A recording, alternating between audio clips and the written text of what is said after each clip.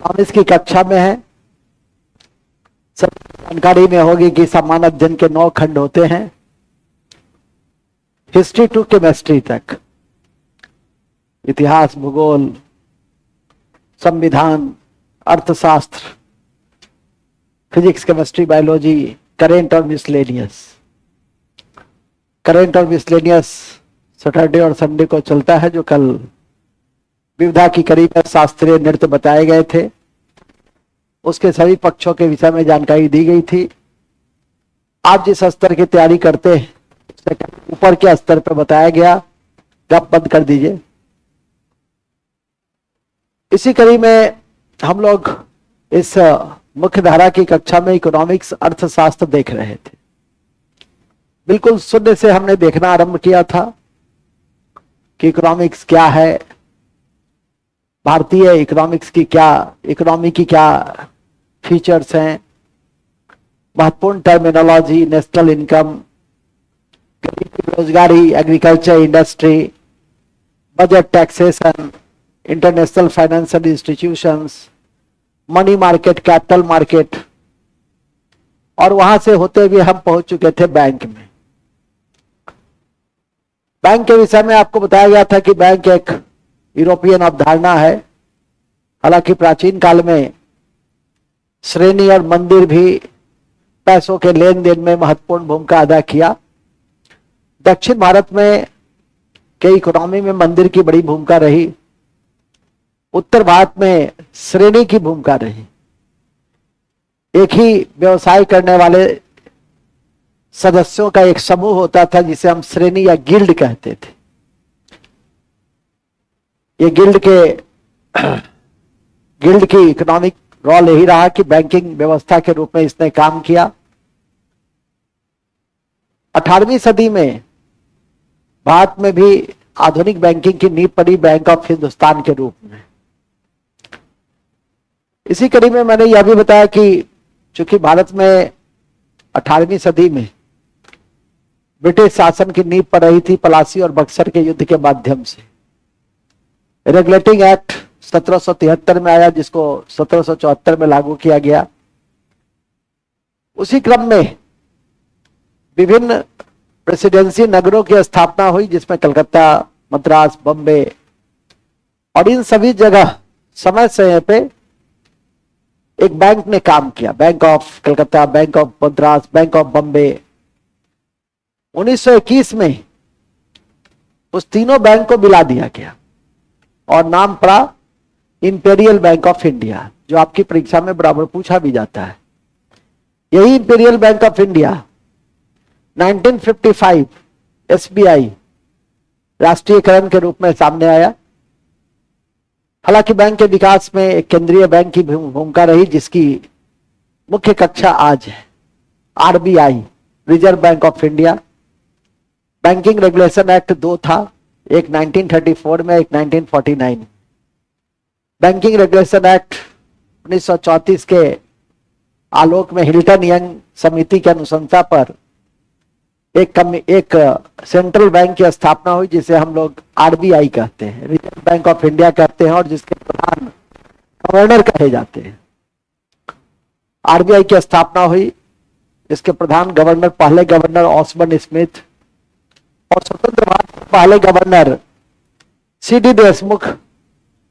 ये सब महत्वपूर्ण नाम है जिसे ध्यान करके रखना है। आरबीआई का भी नेशनलाइजेशन, राष्ट्रीयकरण हुआ। राष्ट्रीयकरण का अर्थ होता है कि सरकार उसे अपने नियंत्रण में ले लेती है। आरबीआई का राष्ट्रीयकरण 1949 में हुआ। एक तथ्य बताया गया था कि 1947 तक म्यांमार के केंद्रीय बैंक के रूप में भी आरबीआई काम करता रहा। याद रखना चाहिए कि म्यांमार भारत का ही हिस्सा रहा। डलहौजी के समय और डफरिन के समय लोअर और अपर बर्मा का इंटीग्रेशन भारत में किया गया। 1935 के एक्ट में जो भारत सरकार अधिनियम था उसमें म्यांमार को भारत से अलग कर दिया गया। 1937 में पूर्णतः अलग हो गया, क्योंकि 1935 के एक्ट को लागू ही 1937 में किया गया था। म्यांमार भारत से 1937 में ही अलग हुआ, लेकिन वो वहां का केंद्रीय बैंक आरबीआई 1947 तक बना रहा। इसी क्रम में जानकारी रखनी चाहिए कि म्यांमार में सैनिक शासन है। ये सब आपके परीक्षा के दृष्टि से छोटे बड़े तथ्य हैं जिस पर नजर रहनी चाहिए। रोज आपके बगल से 2-4 करंट गुजरता ही है। कल भी गुजरा, जब हम अभी 7 तारीख को एक बड़ा महत्वपूर्ण दिवस होगा और वह है राष्ट्रीय हथकरघा दिवस, जो आपकी परीक्षा के लिए काफी महत्व रखता है। स्वदेशी आंदोलन की शुरुआत ही 7 अगस्त से हुई थी और उसी तिथि के आलोक में, क्योंकि स्वदेशी आंदोलन जो बंगाल विभाजन के विरोध में आरंभ हुआ था 1905 में, तो उसकी शुरुआत 7 अगस्त से ही कलकत्ता के टाउन हॉल से की गई थी। तो ऐसे तथ्य रोज, कल उस हस्तकरघा का एक प्रदर्शनी भी था दिल्ली में। ऐसे बिंदुओं पे जरूर नजर रखने का प्रयास कीजिए। खैर, रोज ऐसे तथ्य जाते ही हैं और करंट में इसकी व्याख्या होती ही है। बैंकों के विकास की कड़ी में आजादी के बाद, स्वतंत्रता के बाद, चूंकि हमारा उद्देश्य नीति निर्देशक तत्व भाग 4, 36 से 51 अनुच्छेद के आलोक में कल्याणकारी है, वेलफेयर स्टेट हम लोग हैं, वंचित लोगों को आगे लाना है। और इसी कड़ी में बैंकों का लाभ आम लोगों तक, वंचित वर्ग तक नहीं पहुंच पा रहा था, गरीबों तक, किसानों तक, गांव तक नहीं पहुंच पा रहा था। तो हम लोगों ने बैंकों का राष्ट्रीयकरण किया, 14 बैंकों का 1969 में 14 बैंकों का राष्ट्रीयकरण हुआ। और इसी कड़ी में फिर 6 बैंकों का राष्ट्रीयकरण हुआ 1980 में। 1969 से 80 के बीच क्षेत्रीय ग्रामीण बैंक भी स्थापित हुए 2 अक्टूबर 1975 को। कृषि और ग्रामीण विकास की एक शीर्ष संस्था नाबार्ड, जो काफी महत्वपूर्ण है आपकी परीक्षा के दृष्टि से, शिवरामन समिति के अनुशंसा के आलोक में 1982 में स्थापित हुई, जिसका मुख्यालय मुंबई है। ये नाबार्ड बैंक नहीं है, यह एक वित्तीय संस्था है। बालक उठ जाओ, उठ जाओ, अब आ गए हो यहां तक तो उठ जाओ। क्यों आंखें झुकी हुई है? थोड़ा आंखें खोलो, आंखें खुल जाएगी तो बड़ा आदमी बन जाओगे। जब यहां तक पहुंच गए हो तो अब आंखें बंद क्यों रखते हो? इसी क्रम में सिडबी को आपने देखा 1990 में, SIDBI small industry development bank of India, जिसका मुख्यालय लखनऊ में है। ऐसे तथ्य आपकी परीक्षा के दृष्टि से काफी महत्वपूर्ण माने जाते हैं। कल मेरे द्वारा इस बात की जानकारी दी गई थी कि कल जब आप आइएगा तो मेरे कक्षा का सेंट्रल थीम ही आरबीआई और उसका रोल रहेगा। आरबीआई का रोल तो सीधा है, साख नियंत्रण करना, मुद्रा निकालना। 1 रुपए से अधिक की मुद्रा, अब तो सिक्का निकलता है, रुपया तो निकलता भी नहीं है 1 रुपए का। 1 रुपए से अधिक की मुद्रा का संचालन आरबीआई करता है और 1 रुपए का वित्त मंत्रालय करता है। और वित्त सचिव के द्वारा वो एक समय में रुपया जारी किए जाते थे। वित्त सचिव आईएएस अधिकारी भी हो सकते हैं, आईआरएस अधिकारी भी हो सकते हैं। इसी कड़ी में जैसा कि मैंने अभी आपको बताया कि विदेशी मुद्रा के संरक्षक के रूप में, साख नियंत्रण के रूप में, महंगाई नियंत्रण के रूप में, साख नियंत्रण का उद्देश्य होता है कि देश में महंगाई को संतुलित तरीके से नियंत्रण करना। इसका मतलब यह नहीं है कि 1% महंगाई दर रखना। यदि 1% महंगाई दर रहेगा तो फिर रोजगार के अवसर उत्पन्न नहीं होंगे, मनी सप्लाई रुकेगी तो रोजगार के अवसर उत्पन्न नहीं होंगे, मांग नहीं बढ़ेगी तो मांग नहीं बढ़ेगी तो सप्लाई नहीं होगा, सप्लाई नहीं होगा तो रोजगार के अवसर बाधित होंगे। इसलिए साधारणतः 5 से 6% यदि देश में महंगाई है तो उसको संतुलित कहा जाता है, क्योंकि इससे प्रोडक्शन बढ़ता है, सप्लाई बढ़ता है, और प्रोडक्शन तभी बढ़ता है जब रोजगार के अवसर बढ़ते हैं। तो ये सब इकोनॉमिक्स इंटरकनेक्टेड पॉइंट्स है जिसको ध्यान में रखने की जरूरत होती है। तो हमारी आज की कक्षा आरबीआई के रोल पे ही निर्भर करता है। हम इसी कड़ी में मौद्रिक नीति जारी करते हैं, जिसके तहत बैंक दर, जो मुख्यतः जानना है वह है बैंक दर के विषय में, रेपो दर के विषय में, रिवर्स रेपो दर के विषय में, कैश रिजर्व रेशियो के विषय में, स्टैट्यूटरी लिक्विडिटी रेशियो के विषय में, ऐसे 4-5 टर्मिनोलॉजी हैं जिसे आपको जानना है और समझना है। तो आरंभ करना हम चाहेंगे आरबीआई की जो कार्य हैं वहीं से, थोड़ा सा पृष्ठभूमि दे दे और आरंभ करते हैं। तो आज का टॉपिक है आरबीआई का role, reserve bank of India की भूमिका। रिजर्व बैंक ऑफ इंडिया की भूमिका, आरबीआई का रोल, ठीक है, आरबीआई का रोल। आरबीआई के रोल में लिखेंगे आरबीआई भारत का केंद्रीय बैंक है। आरबीआई भारत का केंद्रीय बैंक, भारत का केंद्रीय बैंक है।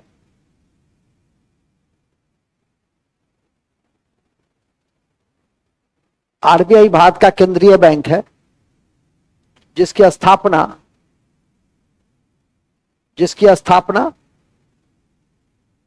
1935 में की गई थी, जिसकी स्थापना 1935 में की गई थी,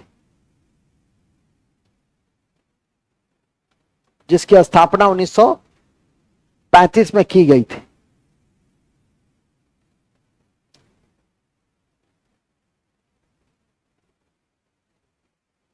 आरबीआई के निम्नलिखित महत्वपूर्ण कार्य, आरबीआई के निम्नलिखित महत्वपूर्ण कार्य, निम्नलिखित महत्वपूर्ण कार्य हैं। सबसे पहला, शाख नियंत्रण करना, शाख नियंत्रण करना, शाख क्रेडिट कंट्रोल करना, शाख नियंत्रण करना, क्रेडिट कंट्रोल करना और मौद्रिक नीति जारी करना, और मौद्रिक नीति जारी करना, और मौद्रिक नीति जारी करना, और मौद्रिक नीति जारी करना, ठीक है। यह पहला सबसे महत्वपूर्ण काम है और इसी पे हमें फोकस करना है। लेकिन पहले काम की एक सूची लिख लें कि काम क्या क्या करता है एक्चुअली। दूसरा, पॉइंट नंबर 2, सभी प्रकार के करेंसी नोट, सभी प्रकार के करेंसी नोट, सभी प्रकार के करेंसी नोट 1 रुपए से ऊपर, सभी प्रकार के करेंसी नोट 1 रुपए से ऊपर, 1 रुपए से ऊपर जारी करता है, जारी करता है, जारी करता है। अभी 1 रुपए से ऊपर अधिकतम कितना है? 2000 तक है, 500 है, ठीक है, ये सब अधिकतम में आता है अभी। इसके अलावा तब आपको जानकारी होनी चाहिए कि 1 रुपए का नोट या सिक्का कौन जारी करता है। तो वित्त मंत्रालय जारी करता है वित्त सचिव के हस्ताक्षर से। तो पहले तो रुपया होता था, अब तो सिक्का पे हस्ताक्षर होता नहीं, लेकिन फिर भी इस ट्रेडिशनल फैक्ट को याद करके रख लेना है। और अभी मैंने कहा कि वित्त सचिव कौन बन सकते हैं? IRS, इंडियन रेवेन्यू सर्विस के लोग जो यूपीएससी की परीक्षा से जाते हैं, केंद्रीय सेवा है, या IAS जो अखिल भारतीय सेवा का एक भाग है। 3 ऑल इंडिया सर्विसेज होते हैं, IAS, IPS और IFS। यहां IFS का अर्थ इंडियन फॉरेस्ट सर्विस से है, भारतीय वन सेवा से। 1966 के बाद इस सेवा की स्थापना हुई थी। आजादी के समय ICS और IPS होता था, तो आजादी के बाद ICS के नाम को चेंज कर दिया गया, सरदार पटेल के सुझाव पर, और उसका नाम IAS कर दिया गया। और दूसरा IPS पुलिस। अब तो IPS को नए न्यू क्रिमिनल लॉ, जो 3 नए क्रिमिनल लॉ बनाए गए हैं, उसके अकॉर्डिंग टू 1 जुलाई 2024 से काम करना पड़ रहा है, और नए पुलिस मैनुअल्स या लॉ मैनुअल्स बनाए गए हैं, जिसकी जानकारी आप लोग को विभिन्न विभिन्न रूपों में दी गई है, कक्षा से लेकर आपके ऑनलाइन तक, यूट्यूब लाइव तक, सभी बिंदुओं पे इस तरह की व्याख्या आपके समक्ष की गई है। नेक्स्ट, तो ये जरूर लिख लीजिए, नोट लिखिएगा। 1 रुपए का नोट और सिक्के का, 1 रुपए का नोट और सिक्के का, 1 रुपए का नोट और सिक्के का, सिक्के, 1 रुपए का नोट और सिक्के का, 1 रुपए का नोट और सिक्के का, सिक्के को, सिक्के का नहीं, सिक्के को वित्त मंत्रालय जारी करता है। वित्त मंत्रालय जारी करता है। वित्त मंत्रालय जारी करता है। इस पर टिक लगा लीजिएगा। ऐसा नहीं कि गलती से RBI पे टिक लगा दीजिए। RBI स्वायत्त संस्था है, किसी मंत्रालय के अधीन काम नहीं करता है, और न ही इसकी व्याख्या किसी अनुच्छेद में है। यह संवैधानिक संस्था भी नहीं है, स्वायत्त संस्था है। तो आपके ऑब्जेक्टिव में, विकल्प में यह भी देगा, RBI भी देगा, वित्त मंत्रालय भी देगा, गृह मंत्रालय भी दे सकता है। ठीक है कि नहीं? अब विशेष तो देने वाले समझेंगे कि कौन कौन मंत्रालय ज्यादा उपयोगी हो, रेलिवेंट हो सकता है, जिसमें बच्चे को हम कंफ्यूज करा सके। लेकिन RBI तो देगा ही, आप वित्त मंत्रालय देगा ही। आपको टिक किस पे लगाना है कि 1 रुपए का नोट या सिक्का कौन जारी करता है? तो वित्त मंत्रालय जारी करता है। जो टैक्सेशन है, जो फिस्कल पॉलिसी है, आपको बताया गया था कि फाइनेंस मिनिस्ट्री के द्वारा, और मॉनेटरी पॉलिसी जो है, मौद्रिक नीति, वो RBI के द्वारा जारी होता है। फिस्कल पॉलिसी, राजकोषीय नीति, वर्ष में 1 बार जारी होता है, जिसका उद्देश्य रोजगार के अवसर का सृजन करना होता है, अर्थव्यवस्था को संतुलित मार्ग दिखलाना होता है। जबकि मौद्रिक नीति का मूल उद्देश्य होता है कि कैसे हम मूल्य को संतुलित रूप से कांस्टेंट रखें। नहीं तो इस देश में महंगाई भी एक बड़ा मुद्दा बनता है। प्याज का दाम बढ़ जाता है तो डेमोक्रेसी हिल जाती है। ठीक है कि नहीं?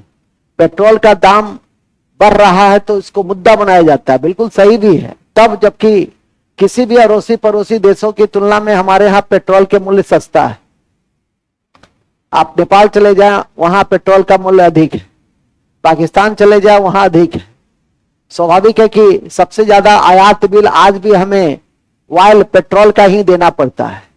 हम जैसे जैसे पेट्रोल के क्षेत्र में आत्मनिर्भरता को कम कर रहे हैं, आत्मनिर्भरता को बढ़ा रहे हैं और पेट्रोल का आयात कम कर रहे हैं।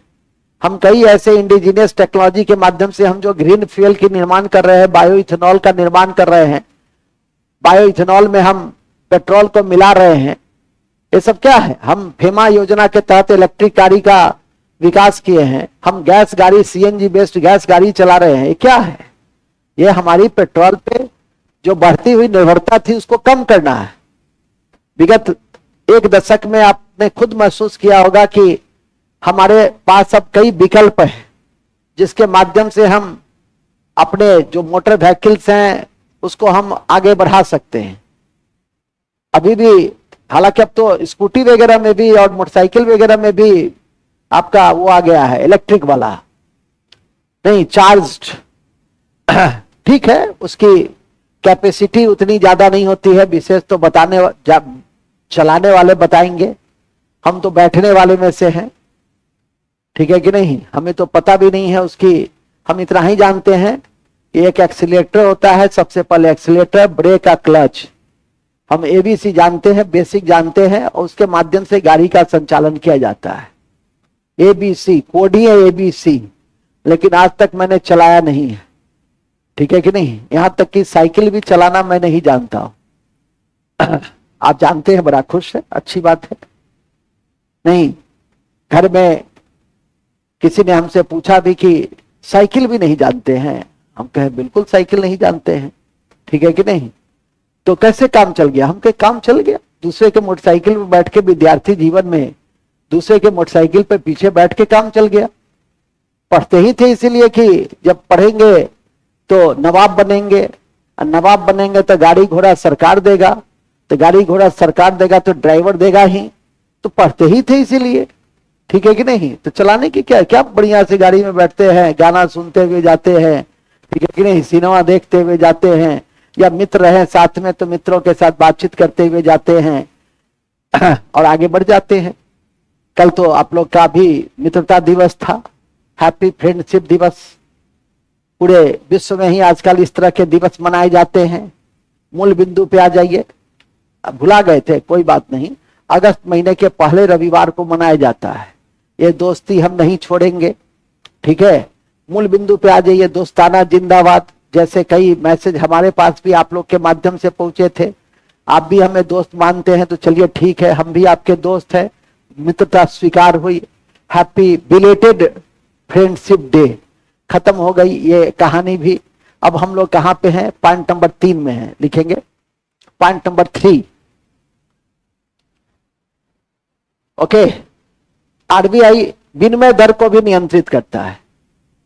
आरबीआई विनिमय दर को भी नियंत्रित करता है।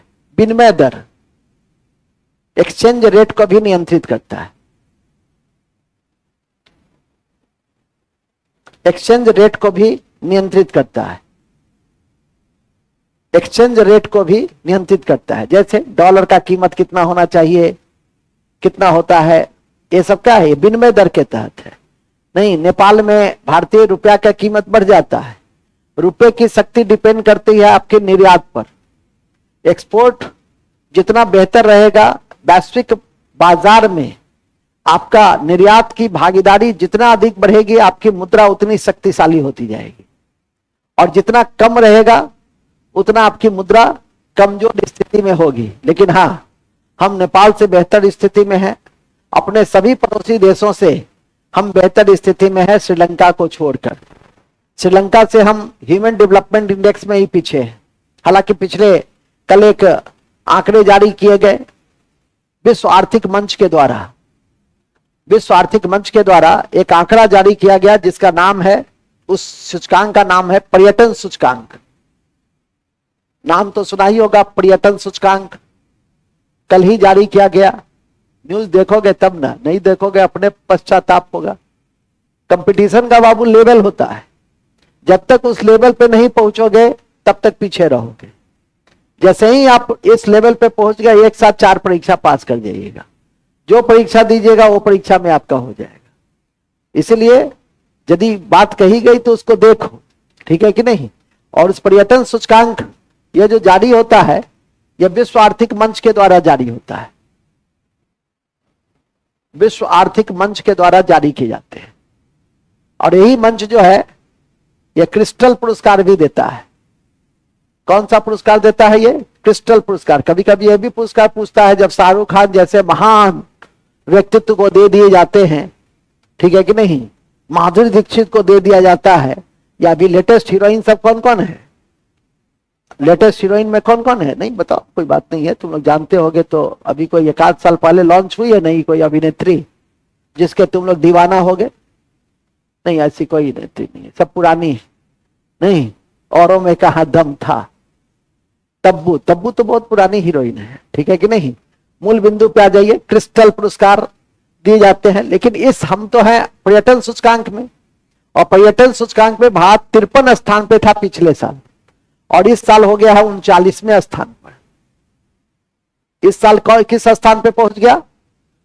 हम लोग पर्यटन सर्किट बना रहे हैं बिहार का। अभी 2-3 पर्यटन स्थल, कल भी यूट्यूब लाइव में मैं आपको महाबोधि मंदिर, नहीं नालंदा विश्वविद्यालय, यह सब बिहार का नया, हालांकि बहुत पुराना है, उसको हम लोग अब राष्ट्रीय अंतर्राष्ट्रीय मानचित्र पर बजटीय प्रावधान किए हैं कि कैसे डेवलपमेंट किया जाए। न केवल देश के भीतर के पर्यटक को बल्कि देश के बाहर के पर्यटक को भी हम आकर्षित कर सके, better law and order infrastructure देकर। इंफ्रास्ट्रक्चर में तो रोड कनेक्टिविटी है, इलेक्ट्रिसिटी है, होटल्स है, ये जितना बढ़िया रहेगा, लॉ एंड ऑर्डर जितना मेंटेन रहेगा, और लोगों के अंदर भी टूरिज्म कल्चर का विकास होना चाहिए। ऐसा नहीं कि ये टूरिस्ट गाइड है, पकड़ा गया कोई अमेरिकन, मोड़ लिया 1 ही महीना में साफ, ठीक है कि नहीं? होता है ऐसा। हमारे यहाँ क्या है कि हमारा ऑटो वाला, हमारा रिक्शा वाला टूरिज्म कल्चर नहीं है। वो आपको यदि अननोन समझ जाएगा, बाहर विदेश से आए हैं, तो कहिएगा कि लाइट हाउस पर बैठिएगा, कहिएगा लक्ष्य ले चलो, जानता रहेगा तो उसको पहले हैदराबाद ले जाएगा, स्टेशन से घुमा करके। हमारे साथ भी एक बार ऐसा हुआ, हम ही को घुमाया, हम भी घूमे, अच्छे से घूमे, ठीक है कि नहीं, और तब हमको पहुंचाया कहाँ? इस प्रांगण में। तो टूरिज्म कल्चर का अभाव है, ठगने का ज्यादा टेंडेंसी है। तो ऐसी स्थिति में कई कई ऐसे क्षेत्र हैं, खजुराहो वगैरह में जाइएगा, मध्य प्रदेश में खजुराहो का मंदिर, चंदेल डिनेस्टी का, काफी आपका दक्षिण भारत में टूरिज्म कल्चर डेवलप है, वहां पे मुड़ने का, ठगने का टेंडेंसी नहीं होता है, ठीक है कि नहीं। लेकिन हम लोग के इधर उत्तर भारत में कुछ जगह ऐसे हैं कि जहां पकड़ा गया तो लूट लो उसको, ठीक है कि नहीं। मुख्य बिंदु पे आ जाइए। तो ये पर्यटन सूचकांक 39 पोजीशन पे हम लोग पहुंच चुके हैं। कॉपी के ऊपर में लिख लीजिए, कॉपी के ऊपर में विश्व आर्थिक मंच के द्वारा, अच्छा, विश्व आर्थिक मंच के द्वारा पर्यटन सूचकांक जारी किए गए। विश्व आर्थिक मंच के द्वारा पर्यटन सूचकांक जारी किए गए। कॉपी के ऊपर में लिखना, ऐसा नहीं कि आरबीआई के रोल में लिख देना है। इन लोग का कोई ठीक है, आरबीआई के रोल में लिख देगा, कहेगा आपको नहीं बताते कि विश्व पर्यटन सूचकांक जारी करता है, आप लिखाए थे सर, सर ऐसे नहीं किया जाए सर। तो कॉपी के ऊपर में विविधा है, करंट विविधा है, ठीक है। विश्व पर्यटन सूचकांक विश्व आर्थिक मंच के द्वारा जारी किए जाते हैं। 2024 में भारत का स्थान 2024 में भारत का स्थान 2024 में भारत का स्थान 39वां रहा, 39। कितना से 39 हुआ है? 53 से 14 स्थान हम लोग क्या किए? 14 स्थान छलांग लगाए। तो ये रेडिकल छलांग है। तो किसी इंडिकेटर में इस तरह का रेडिकल अपलिफ्टमेंट होता है तो वह आपकी परीक्षा में पूछे जाने की संभावना बन जाता है। तो ध्यान रखिए, कौन सी संस्था जारी करता है, यह भी बड़ी इंपॉर्टेंट है। और यह संस्था क्रिस्टल पुरस्कार भी जारी किया जाता के द्वारा क्रिस्टल पुरस्कार भी जारी करता है। कल आपको विविधा का मैंने पाठ्यक्रम भी बताया था कि क्या क्या पढ़ना है, कहां कहां कैसे पढ़िएगा, ठीक है कि नहीं। उसी कड़ी में बताया था पुरस्कार। तो पुरस्कार में यह पुरस्कार भी आता है कि क्रिस्टल पुरस्कार कौन सी संस्था जारी करता है, और जिसको मिलेगा, विशेषकर किसी भारतीय को मिला, किसी क्षेत्र में मिला, तो उसको नोट डाउन कर लेना है कि 2024 में विश्व आर्थिक मंच के द्वारा जारी क्रिस्टल पुरस्कार किसे दिया गया। तो जिसको दिया गया नोट कर लेना है। यही ना कंसंसनेस है। हम तो बताते ही हैं, लेकिन हमसे पहले यदि आप याद करके रख लिए तो आप में इसका मतलब है कंप्लीट करने की सबसे पहली क्षमता बन गई है। अब प्रयास जारी रखिए। मूल बिंदु पे आ जाइए। मूल बिंदु यह है कि जैसा कि मैंने अभी आपको जानकारी में दिया कि हम लोग रोल ऑफ आरबीआई थे, आरबीआई के भूमिका में थे और विनिमय दर को निर्धारित कर रहे थे। इसके अलावा विदेशी मुद्रा के संरक्षक के रूप में भी आरबीआई को जाना जाता है। तो लिखेंगे विदेशी मुद्रा के संरक्षक के रूप में काम करता है। विदेशी मुद्रा के संरक्षक के रूप में काम करता है।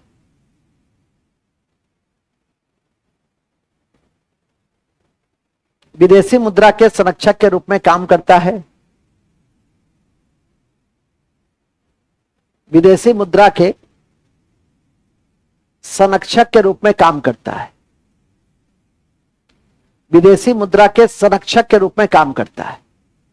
जब परीक्षा देने जाइए तो एक आध महीना पहले तक विदेशी मुद्रा की क्या स्थिति है, भारत में कितना बिलियन है, 658 है कि 690 है कि 730 है, जितना बिलियन है उसको नोट करके रख लेना है। यूएस डॉलर में ही रहेगा तो उसको ध्यान रख लेना है। तो वहां पे लिख दीजिए नोट। वर्तमान में भारत का विदेशी मुद्रा भंडार, वर्तमान में भारत का विदेशी मुद्रा भंडार डैश है। डैश का मतलब समझें कि जब परीक्षा देने जाइए नोट कर लीजिए।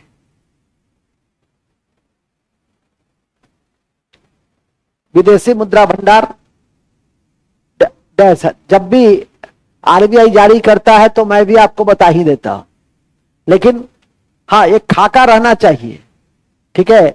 अभी $650 बिलियन के आसपास है, तो एक खाका रहना चाहिए, लेकिन फिर भी इसको लिखने की आवश्यकता नहीं है, क्योंकि बड़ा तेजी से कभी कभी ऊपर चढ़ जाता है। 690, 710 गिरता भी है। और विदेशी मुद्रा भंडार यदि बेहतर स्थिति में है तो हमें अंतर्राष्ट्रीय मुद्रा कोष से अपने आयात के लिए लोन लेने की जरूरत नहीं है। ये विदेशी मुद्रा भंडार के 3 आइटम्स होते हैं। एक होता है एसडीआर, पढ़े थे एसडीआर? क्या होता है एसडीआर? पेपर गोल्ड, स्वर्ण मुद्रा जो अंतर्राष्ट्रीय मुद्रा कोष जारी करता है। बास्केट करेंसी है, वो 5 मुद्राओं का बास्केट करेंसी है। दूसरा होता है सोना। दूसरा क्या होता है? सोना। और तीसरा होता है डॉलर। ये सब हमारे विदेशी मुद्रा भंडार का हिस्सा है। इस तरह से भी परीक्षा में आपके पूछे जाते हैं कि निम्नलिखित में से विदेशी मुद्रा भंडार में क्या आता है, क्या नहीं आता है, ठीक है कि नहीं। तो वो तो ऑब्जेक्टिव जब बनाइएगा, रोज 50, 60, 70 बनवाते ही हैं। जब भी मौका मिलता है और टाइप हो जाता है, पीपीटी तैयार हो जाता है, तो उसकी सूचना 2-4 घंटा पहले चली ही जाती है। कीजिएगा काम तो ठीक, नहीं कीजिएगा तो देखो विवेक मिश्रा लगातार काम करता है, अच्छा उत्तर देता है। यहाँ तक कि जो कमीशन की तैयारी करता है वो भी उतना अच्छा उत्तर नहीं दे पाता है जितना अच्छा उत्तर आजकल तो जीएन झा भी बहुत अच्छा प्रश्नों का उत्तर देने लगा है। खुशी होती है। मूल बिंदु पे आ जाइए। तो मूल बिंदु, अब ऐसा नहीं कि प्रशंसा कर दिया फूल के कुप्पा 3 दिन सो गया जा करके। तुम लोग के साथ तो ये भी दिक्कत है कि प्रशंसा ज्यादा देर पचता ही नहीं है। अब क्या, अब तो बड़े सर ही प्रशंसा कर दी है, अब तो जाते हैं सोते हैं 2-3 दिन पहले, ठीक है कि नहीं। मूल बिंदु पे आ जाइए। जैसे एक तो गया मौसी के यहाँ आया है, वो 1 महीना के बाद आया है। हमको कहा, हम कहे क्या जी बहुत दिन पे आए हो? तो जी सर मौसी के यहाँ चले गए थे। 1 से 1.5 महीना से गया था। जी सर उधर से टिकटें नहीं मिल रहा था, तो फ्लाइट से तो आ नहीं सकते थे। हम कहे इतना दिन में तो पैदल पहुंच जाते दरभंगा। आने की चाहत होती तो पैदल पहुंच जाते। ज्योति कुमारी अपने पिताजी को लेकर साइकिल से गुड़गांव से पहुंच गई कि नहीं पहुंच गई? अब देखो इतना नामचीन हस्ती हो गई, ठीक है कि नहीं। कितना अवार्ड मिलने लगा। तो इच्छा शक्ति रहती तो पहुंच जाते। इच्छा शक्ति का अभाव था जो नहीं पहुंचे। जनरल बॉगी में बैठ के आते। पढ़ने की इच्छा शक्ति होती तो, लेकिन तुमको तो था कि बम्बे घूमने का भी होगा। बम्बे भी घूम लिए होगे, जुहू बीच आगे लिखो। अटल सेतु देखे कि नहीं देखे? देखे ना, बहुत बढ़िया, वेरी गुड। किससे किसको जोड़ता है? उन सर नहीं पूछिए, हम देखे लेकिन जरूर कि सिबड़ी से नावा सावा तक जोड़ता है, ठीक है। 21 किलोमीटर, कुल मिलाकर 21 किलोमीटर लगभग लंबा है। सब देखे हैं, लेकिन ये सब तथ्य तो नहीं पूछा कीजिए, नहीं तो गड़बड़ हो जाएगा। आगे लिखो। हाँ कहाँ थे हम लोग? अरे वो जीके है, वो करंट विविधा है। हंसो नहीं, तुम बहुत महान चीज देख के आया है, पढ़ के आया है, तुम साक्षात देख के आया है, ठीक है कि नहीं।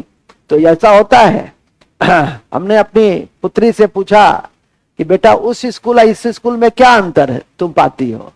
तो कहती है कि उस स्कूल में रटाता था बहुत, ठीक है। इस स्कूल में ऑब्जर्वेशन करवाता है, बाहर ले आता है, साइंसी सब फिजिक्सी समझाते हैं तो फिजिक्स का एप्लीकेशन करके समझाते हैं।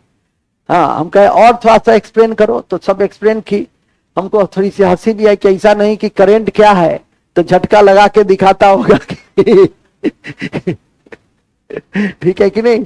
तो बच्चे से मैं इसी अपने छोटे छोटे बच्चों से हम पढ़ाने वढ़ाने पे ज्यादा बल देते भी नहीं है, ठीक है कि नहीं। हम कहते हैं जिंदगी जियो, ठीक है, उसमें पढ़ ली, अच्छे से पढ़ ली तो बहुत अच्छा है, ठीक है।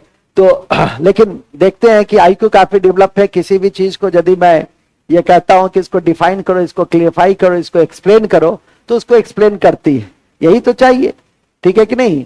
बच्चों में यदि presence of mind, explanatory power, writing skill, ये सब चिंतन, सोचने समझने की क्षमता, ये सब चीज यदि हो गया तो बहुत अच्छा है, ठीक है कि नहीं। यदि नहीं हुआ तो फिर उसको बढ़ाने पे बल दीजिए। मुख्य बिंदु पे आ जाइए। ये चिंतन करता है तो इसको नींद आ जाती है, नहीं, जैसे कहेंगे चिंतन करूं आरबीआई के रोल में और क्या चेंज होना चाहिए सर, नींद आई गिल सर, नहीं। तो पहले तो कार्य को समझ जाओ, फिर कहां कहां सुधार हो सकता है उसको समझो। कहां थे हम लोग? विदेशी मुद्रा भंडारण में थे, ठीक है। नेक्स्ट, अरे अंकुश जी आए हैं, अंकुश जी, अंकुश, अच्छा नहीं आया है, कह देना बड़े सर निमंत्रण दिए हैं, संवाद भेज दिए हो ना, अच्छा ठीक है, ठीक है।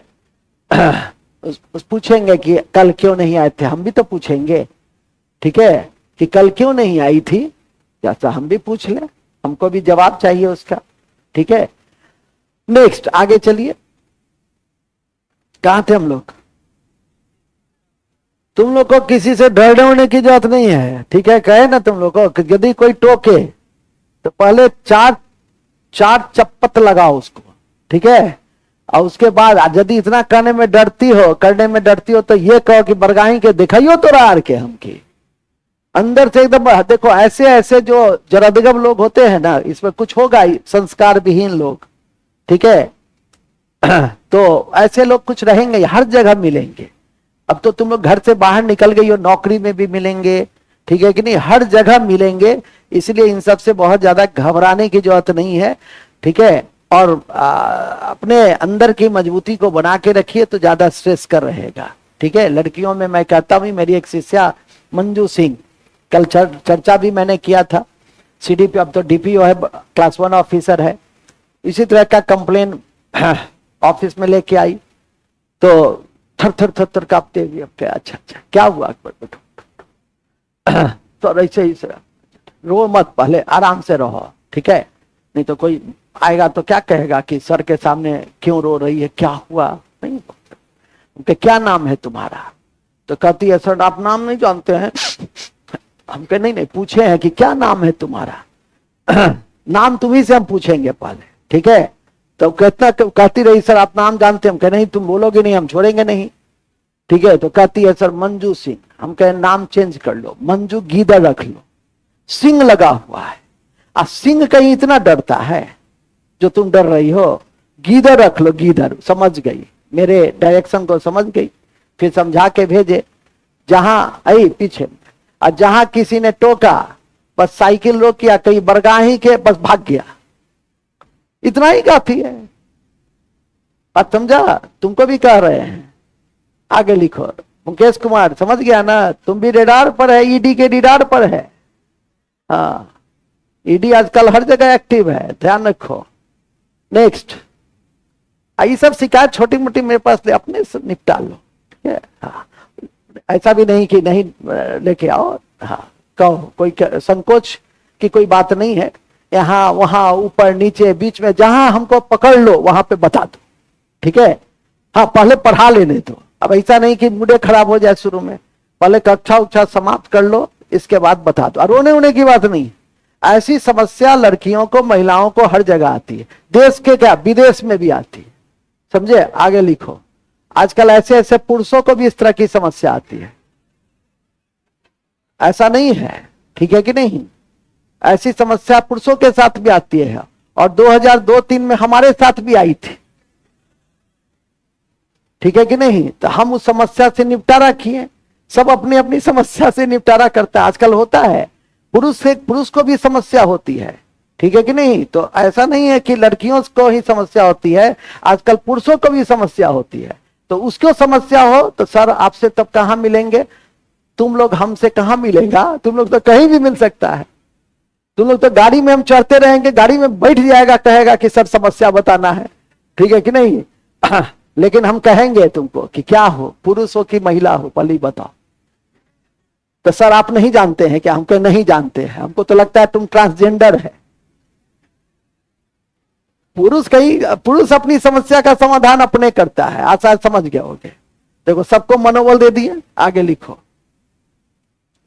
कहां थे हम लोग? बड़े अच्छे जगह पे थे जी। हाँ, विदेशी मुद्रा का संरक्षक के रूप में, विदेशी मुद्रा का संरक्षक के रूप में कौन काम करता है? आरबीआई काम करता है। नेक्स्ट उसमें लिख देना, विदेशी मुद्रा नोट में विदेशी मुद्रा के भंडार में विदेशी मुद्रा के भंडार में SDR paper gold, paper gold, paper gold नहीं पढ़े हैं क्या? तो बगल से क्या देखते? पेपर गोल्ड कॉमा सोना गोल्ड, वो तो पेपर गोल्ड है जो आईएमएफ जारी करता है। गोल्ड सोना, सोना, अरे सोना गोल्ड एक ही है, देखो दो गो लिखा है, सोना भी लिखा है गोल्ड भी लिखा है। हम समझ गए, तुम एक दूसरा सोना लिखा होगा, हम समझ रहे हैं, सब समझ रहे हैं। हम 1857 में नहीं पैदा हुए थे, समझा? नेक्स्ट, 3 ठो सोना लिखा है। तीसरा dollar, dollar, dollar, dollar, dollar कहां की मुद्रा है? और सबसे महंगी मुद्रा में है कुवैती दिनार, वो भी लिख दो कॉपी के ऊपर में। सबसे महंगी मुद्रा कुवैती दिनार है। कॉपी के ऊपर में जहां कहें वहीं लिखो, कॉपी के ऊपर में जगह देखे हैं, कॉपी के ऊपर में विश्व की सबसे महंगी मुद्रा, विश्व की सबसे महंगी मुद्रा कुवैती दिनार है, कुवैती दिनार है, कुवैती दिनार है। ठीक है, हो गया सब। उसमें एक लाइन और लिख देना नोट में, विश्व में सबसे अधिक विदेशी मुद्रा भंडार चीन के पास है। विश्व में सबसे अधिक विदेशी मुद्रा भंडार, विदेशी मुद्रा भंडार चीन के पास है। किसके पास है? चीन के पास।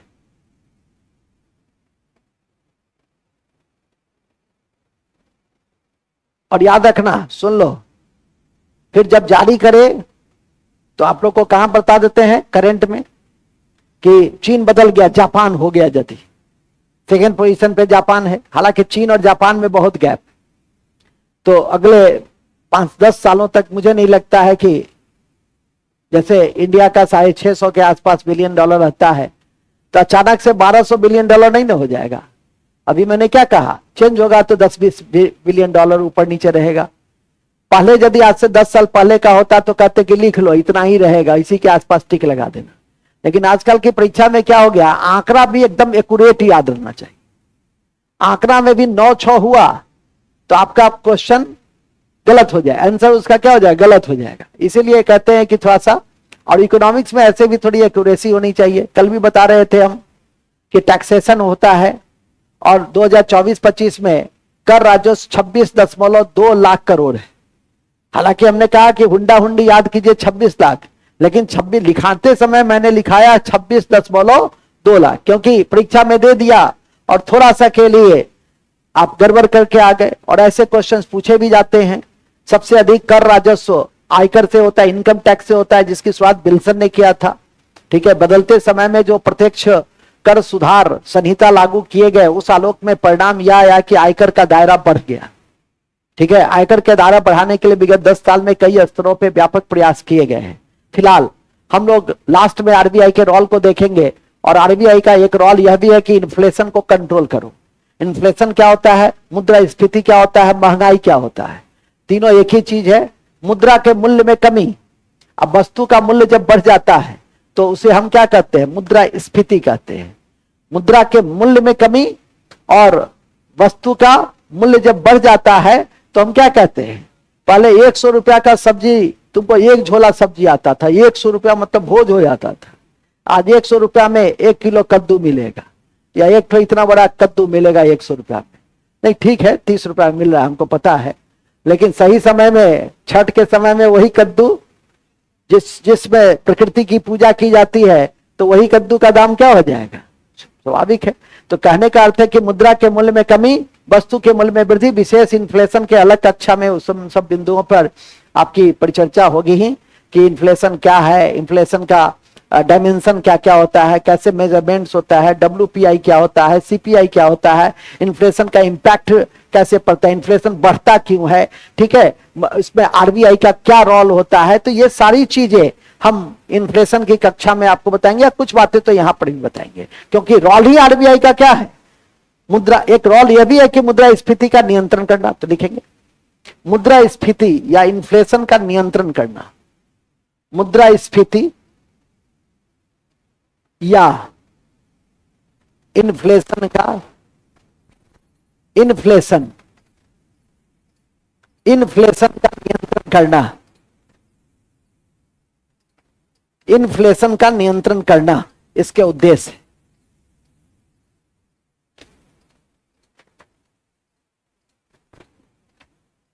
इसके उद्देश्य हैं, ठीक है।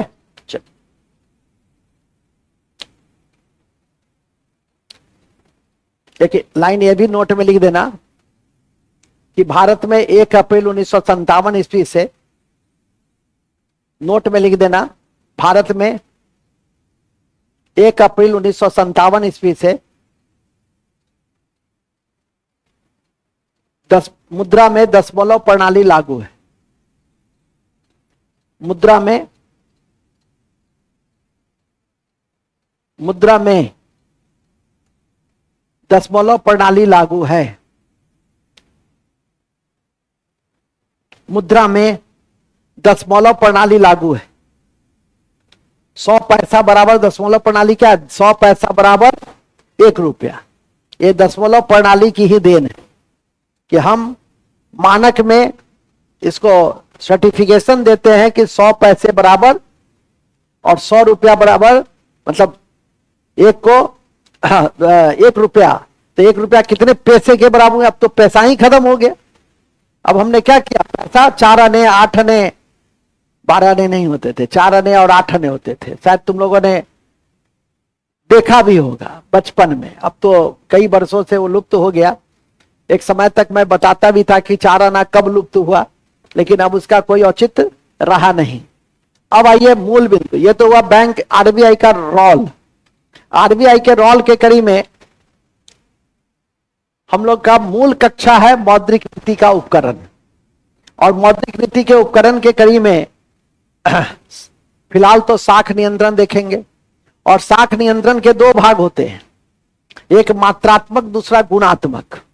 और यहीं से हमारी परिचर्चा है। ये तो तुम ऐसे ही याद कर लोगे, कंप्लीट करने की क्षमता होगी तो याद हो गया होगा, ठीक है कि नहीं।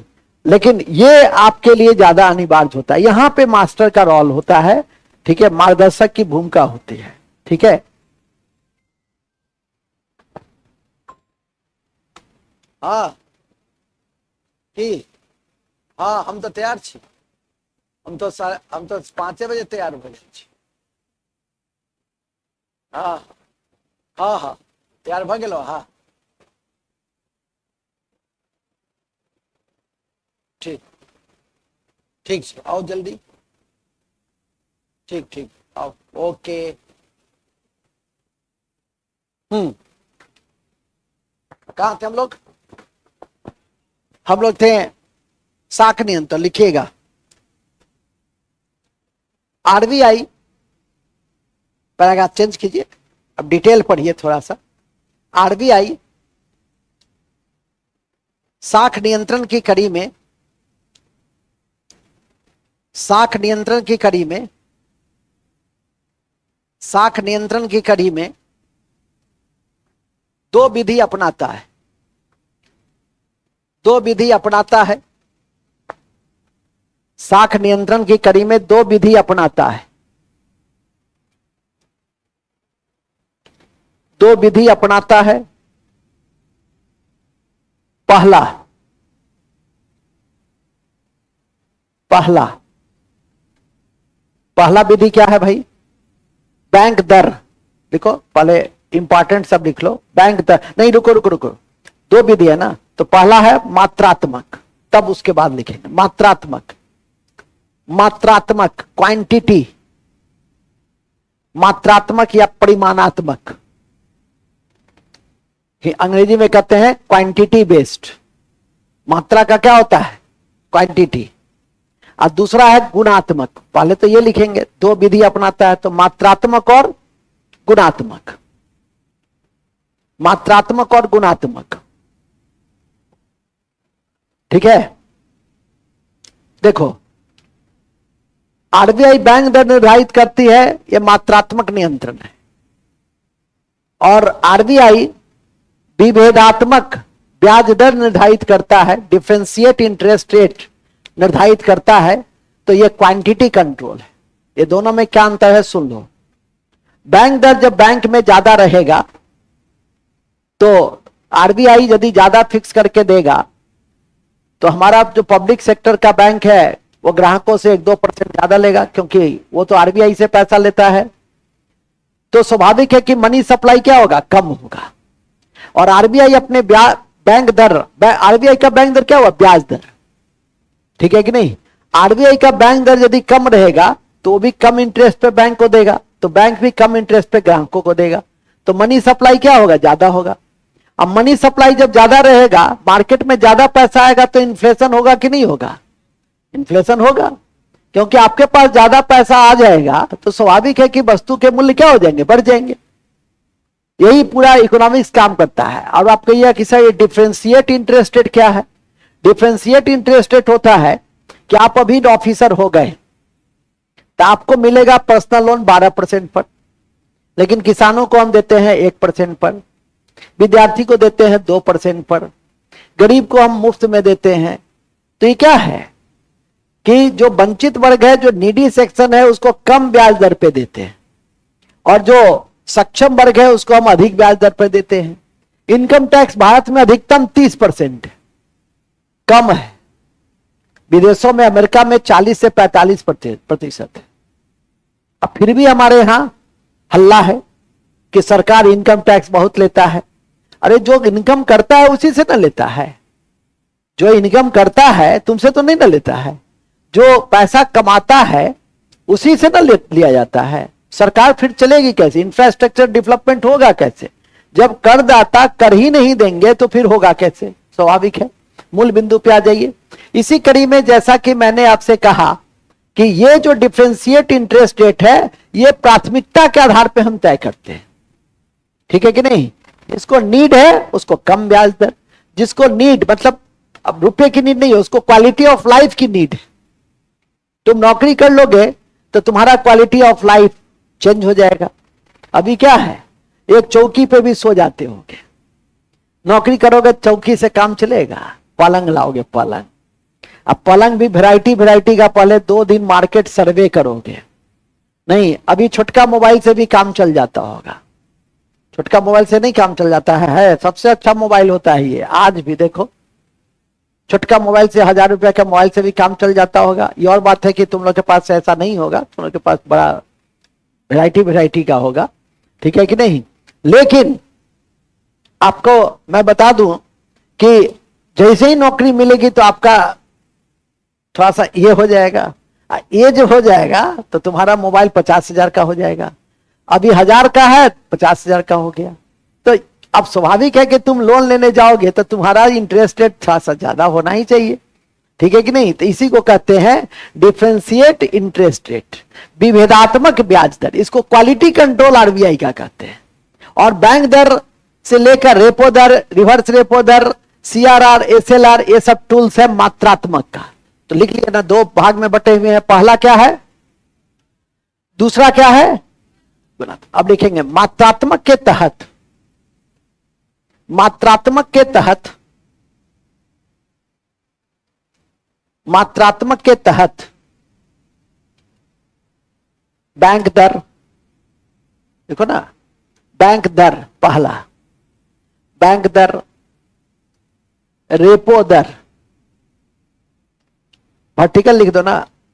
मात्रात्मक नियंत्रण के तहत बैंक दर, रेपो दर, रेपो दर, रेपो, रेपो दर,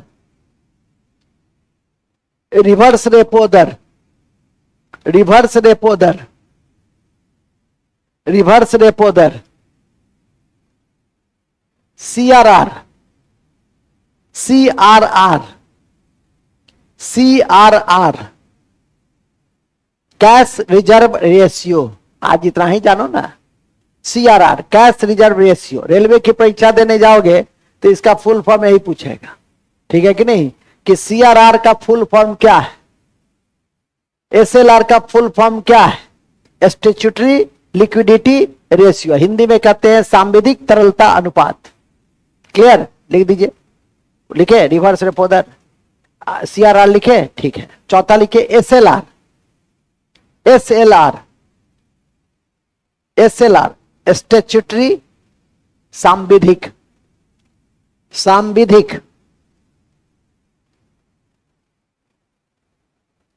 सांविधिक तरलता अनुपात, हिंदी इसकी कठिन है, ऐसे भी कुछ सब्जेक्ट की हिंदी कठिन होती है।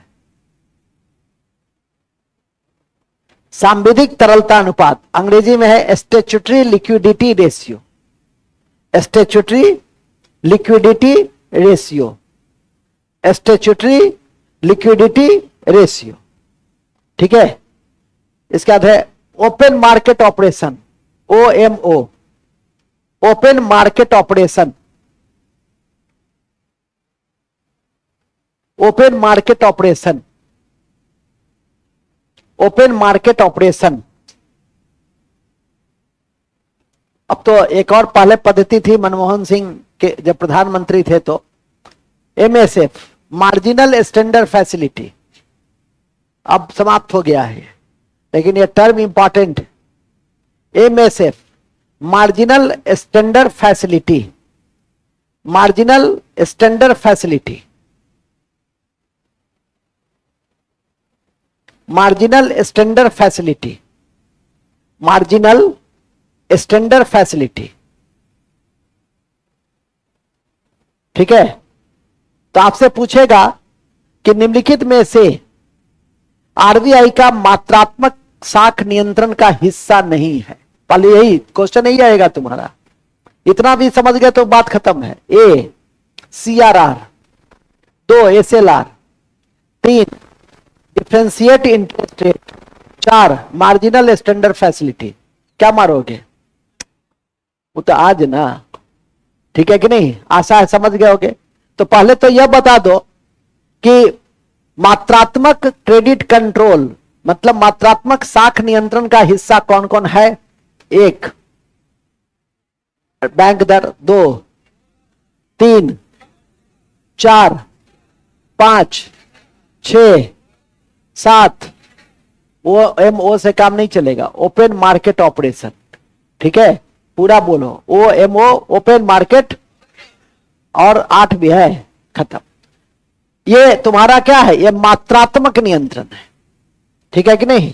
और गुणात्मक नियंत्रण क्या है, 2 चीज है गुणात्मक नियंत्रण, एक है मार्जिनल, दूसरा है डिफरेंशिएट। मार्जिनल मनी, आप पूछिए कि सर मार्जिनल मनी क्या है। मार्जिनल मनी है कि तुम मोटरसाइकिल लेने जाते हो लोन पर, तुमसे 15,000 रुपया लेता है, 20,000 रुपया लेता है, 20% मार्जिनल मनी फिक्स है, 15 से 20% बैंक के ऊपर डिपेंड करता है। तुम ब्रेजा लेने जाते हो, 10 लाख की गाड़ी है, अब ऐसा नहीं कहेगा 11 लाख की गाड़ी है, ठीक है कि नहीं, 10 लाख की गाड़ी होता है, टोक देता है, तो इसीलिए बता दिए हम तो हुंडा हुंडी में बात करते हैं इन सब चीजों का। 10 लाख की गाड़ी है तो तुमको कहेगा कि आपको कम से कम इसमें 2.5 लाख 3 लाख देना होगा, मतलब फिक्स है, 2 से 2.5 लाख देना होगा, ठीक है।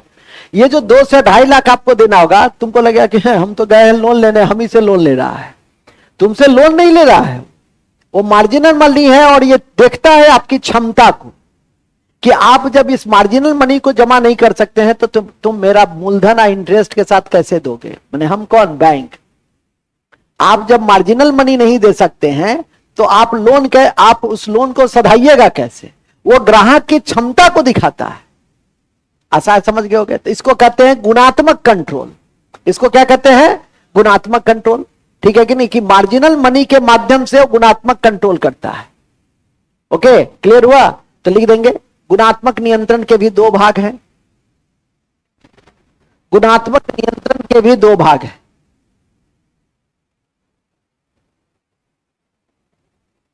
गुणात्मक नियंत्रण के भी 2 भाग हैं।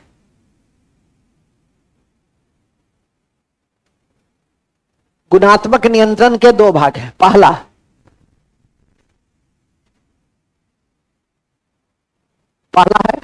Marginal money.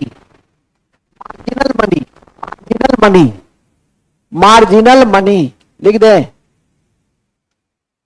Marginal money.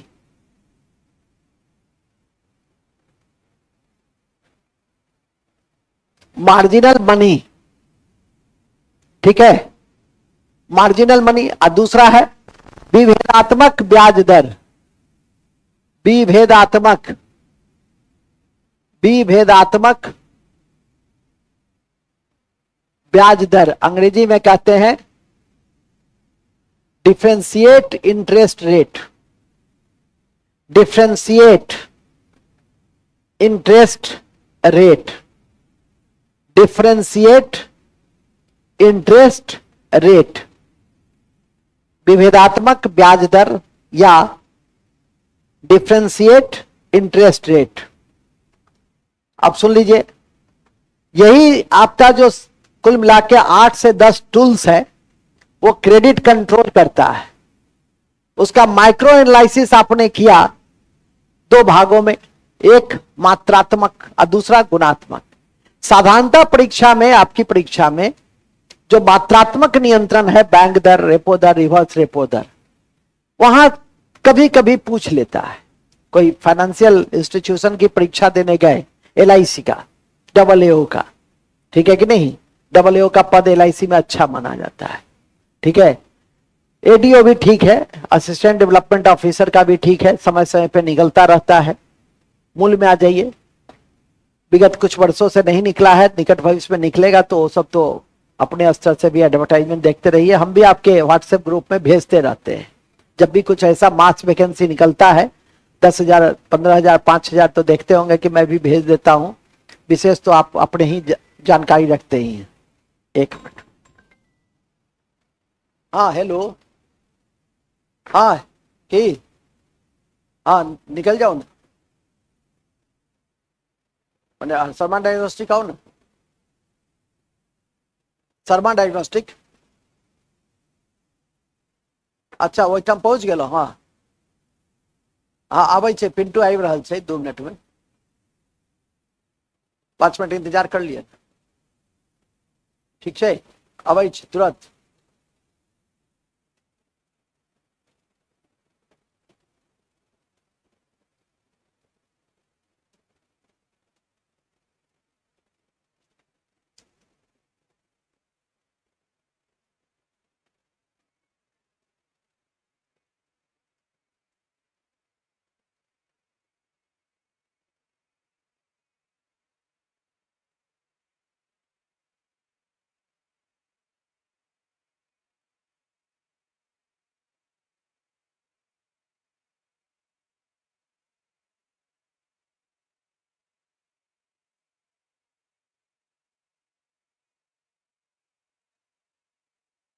हाँ गाड़ी निकाल ले लो, हाँ ठीक ठीक ठीक ठीक है तुरंत।